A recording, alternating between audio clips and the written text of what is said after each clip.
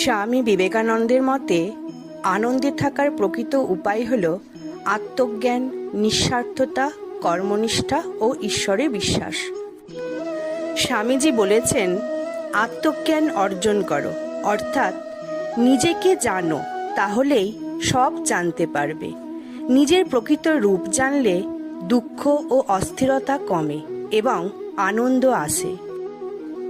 তিনি বলেছেন, নিষ্কাম কর্ম করো, অর্থাৎ কর্মে নিঃস্বার্থ হও, তবেই কর্ম আনন্দে পরিণত হয়।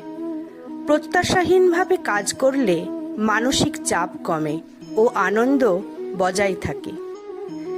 তিনি আরও বলেছেন, অহংকার ত্যাগ করো, অহংকারই দুঃখের মূল, নম্রতাই সুখের দ্বার।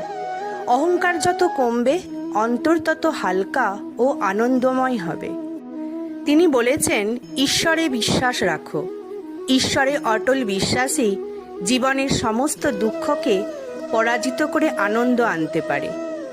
তিনি আরও বলেন, মনকে স্থির রাখো, ধ্যান করো, ধ্যান মানুষকে সত্যিকারের শান্তি দেয়, স্থির মনেই আনন্দের উদ্ভব হয়। স্বামীজি বলেছেন, পরোপকারে নিজেকে নিয়োজিত করো, পরের জন্য কিছু করো, আনন্দ আপনিই আসবে। স্বামীজি বলেছেন, নিঃস্বার্থ সেবা জীবনের সত্যিকারের আনন্দ দেয়।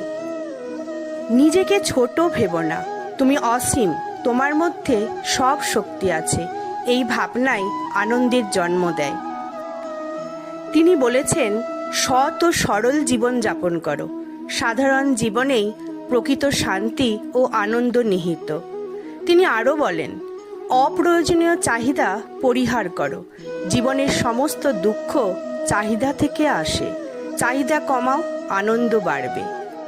আমার ভিডিওটি আপনাদের কেমন লাগছে অবশ্যই কমেন্ট করে জানাবেন, আর আমার চ্যানেলটিকে সাবস্ক্রাইব করবেন। ধন্যবাদ।